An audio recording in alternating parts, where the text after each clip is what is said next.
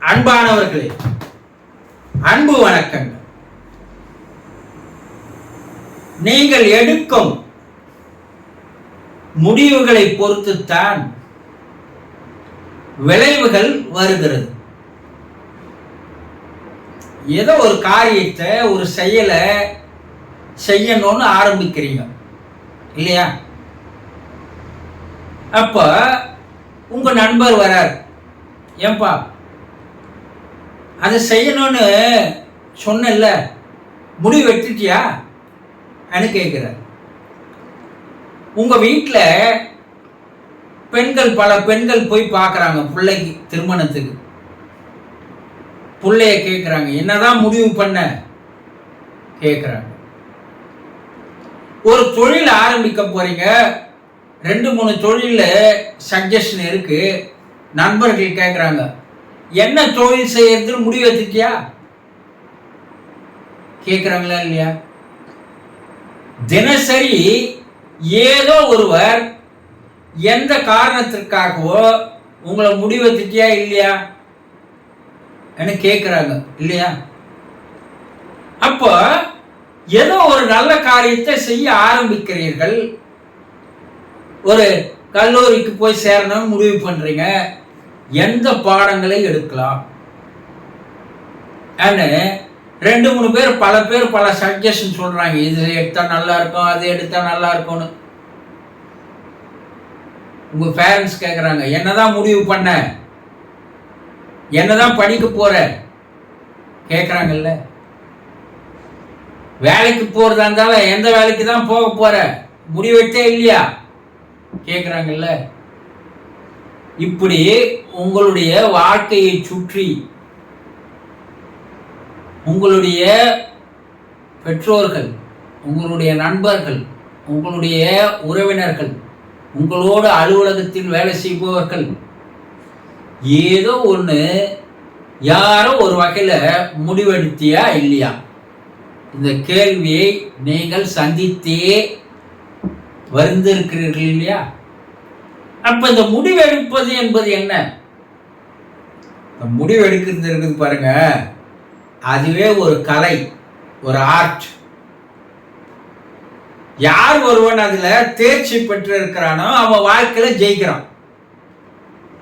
தேர்ச்சி பெறாதவர்கள், அனுபவம் இல்லாதவர்கள் தான் வாழ்க்கையில பல்வேறு விளைவுகள் ஏற்பட்டு அதனால் மனநலமும் பாதிக்கப்பட்டு உடல் நலமும் பாதிக்கப்பட்டு வாழ்க்கை சரியான திசையில் போகாமல் சிக்கி தவித்து வருகிறார்கள் இல்லையா? அப்ப இந்த முடிவெடுப்பது என்பது அது 1 மணி நேரத்தில் எடுக்கிற முடிவாக இருக்கலாம், ஒரு நாள் பொறுத்து எடுக்கிற முடிவாக இருக்கலாம், இல்ல ஒரு வாரம் பொறுத்து எடுக்கிற முடிவாக இருக்கலாம்.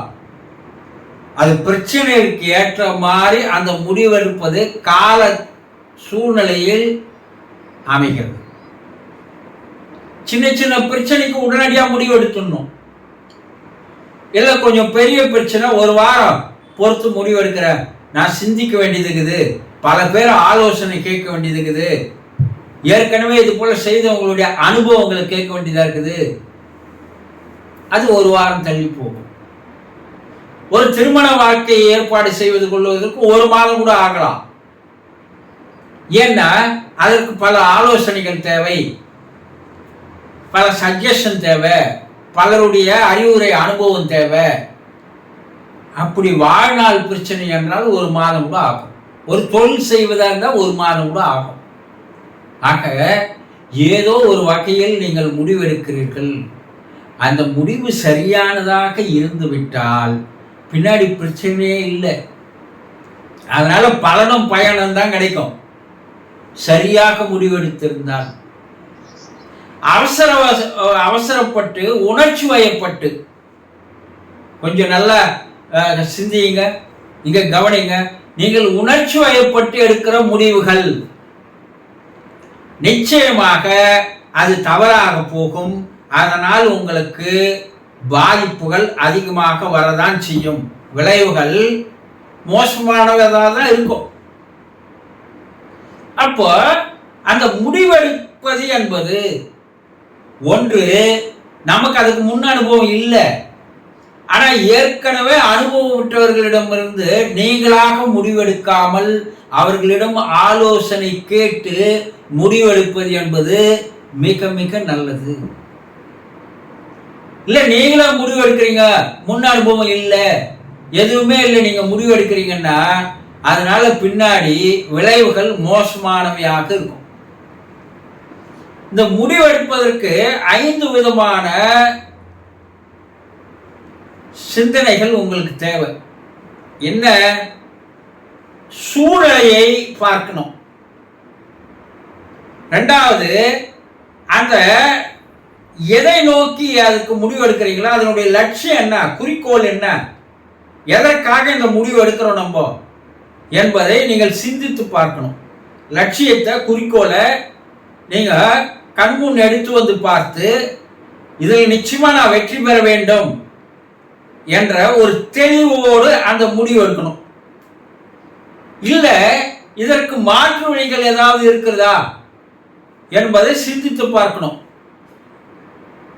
அதனால எடுக்கக்கூடிய ஒரு முடிவு எடுத்து அதனால வரக்கூடிய பயன்கள் என்ன, அதனால வரக்கூடிய விளைவுகள் என்ன, ரெண்டுத்தையுமே நாம் சிந்தித்து பார்க்க வேண்டும். சரி, முடிவு எடுத்துட்டீங்க, செயல்படுத்துவதில் என்னென்ன பிரச்சனைகள் இருக்கிறது என்பதையும் பார்க்கணும். இந்த 5 விதமான காரணங்களை வைத்துக்கொண்டு சரியாக ஆராய்ச்சி செய்து நீங்க முடிவு எடுக்கணும். நாமே முடிவு எடுத்துக்கூடாது. சில விஷயத்தை நாம முடிவு எடுக்கலாம், பல ஆலோசனைகள், பலருடைய உதவிகள் தேவை. அப்போ சமூக வல்லுநர்கள் என்ன சொல்றாங்கன்னா,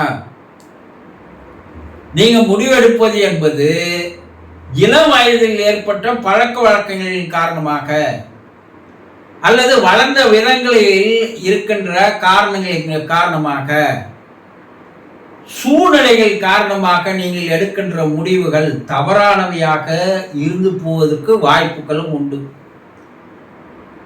என் சூழ்நிலை, நான் வளர்ந்த சூழ்நிலை, அது என்னை என் பெற்றோர்கள் சிந்திக்க விடல, எனக்கு அறிவு தெளிவு கொடுக்கல, நானும் அறிவு தெளிவு பெறல, எனக்கு முன் அனுபவமும் இல்லை, யாருக்கிட்டையும் ஆலோசனை கேட்கின்ற பழக்கமும் இல்லை, நானே தான் எல்லாம் எடுப்பேன் என்ற ஒரு ஈகோவோடு, ஒரு ஆணவத்தோடு, ஒரு அகங்காரத்தோடு இருக்கிறீங்க பார் முடிவுகள், அது உங்களுக்கு பாதிப்புகளை, விளைவுகளை தான் தரும். அப்போ அனுபவங்கள் தேவை, ஆலோசனைகள் தேவை. இதுல எடுக்கிற சில செயல்களுக்கு, காரியங்களுக்காக எடுக்கிற முடிவுகள் சுயநலம் சார்ந்ததாக இருக்கக்கூடாது, விருப்பு வெறுப்பு பார்க்கக்கூடாது, உணர்ச்சி வசப்படுதலும் கூடாது. அவசரப்பட்டு ஏதோ தெரியலப்பா, நான் எப்படி ஏன் இதை நான் சஜஷன் பண்ணேன், எதுக்காக அந்த முடிவு எடுத்தேன், எனக்கே தெரியல, சிந்திக்காமல் செய்கின்ற, குழப்பத்தில் எடுக்கின்ற முடிவுகள். ஆக கொஞ்சம் யோசனை பண்ணி பாருங்க. எந்த சின்ன காரியங்கள் செய்வதாக இருந்தாலும் ஒன்று முன் அனுபவம் தேவை, அல்லது முன் அனுபவம் பெற்றவர்களிடம் ஆலோசனைகள், அறிவுரைகள் கேட்பது தேவை. எடுக்கிற முடிவு உங்களுக்கு வெற்றிகளை தான் தர வேண்டுமே தவிர, நீங்கள் எடுக்கிற முடிவு அதனால் பாதிப்புகளும் விளைவுகளும் வறுமையானால் ஆரம்பத்திலேயே நீங்கள் என்ன ஆயிட்டீங்க, வாழ்க்கையினுடைய ஆரம்பத்திலேயே உங்களுக்கு ஒரு மாபெரும் சரிவு ஏற்படுவதற்கு வாய்ப்புகள் உண்டு. பின்னால் அதை திருத்திக் கொள்வது என்பது முடியவே முடியாத ஒரு நிலைக்கு ஆளாகி விடுவீர்கள். அதனால் மனநலம், உடல்நலம் பாதிக்கும்.